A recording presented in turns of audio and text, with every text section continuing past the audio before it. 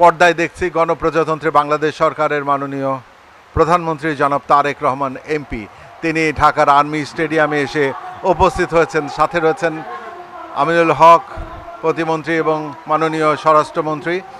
নিখিল বননন্দনে ওষ্ঠেরাঙা হাসির রেখা জীবন জাগে স্পন্দনে, এই তারুণ্যের স্পন্দন আজকের এই ঢাকার আর্মি স্টেডিয়াম। গ্যালারি কানায় কানায় পূর্ণ।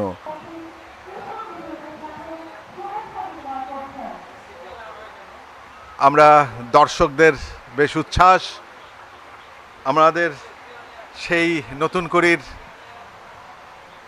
কবিতার ছন্দে বলতে হয়, আমরা নূতন আমরা করি, নিখিল বননন্দনে ওষ্ঠেরাঙা হাসির রেখা জীবন জাগে স্পন্দনে, এই তারুণ্যের স্পন্দন আজকের এই ঢাকার আর্মি স্টেডিয়াম।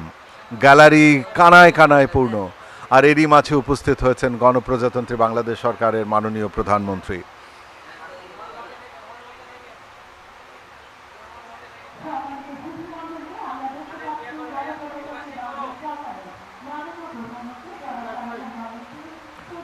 আপনারা যারা এইমাত্র টেলিভিশন স্ক্রিনের সামনে এসে পৌঁছেছেন, আপনাদের সুবিধার্থে জানিয়ে রাখি, রাজশাহী বিভাগ রয়েছে সবুজ রঙের জার্সি পরিহিত অবস্থায়,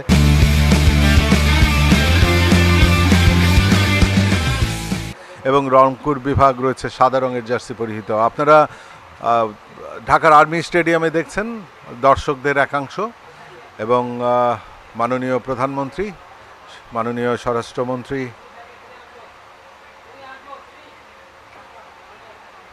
ক্রীড়া প্রতিমন্ত্রী, মাননীয় প্রধানমন্ত্রীর সাথে রয়েছেন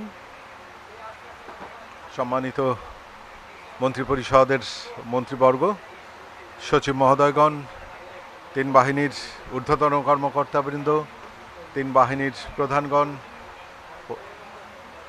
অনেক অফিসিয়ালস আজকের এই ম্যাচটি উপভোগ করবার জন্য ঢাকার আর্মি স্টেডিয়ামে ইতিমধ্যে এসে পৌঁছে গেছেন।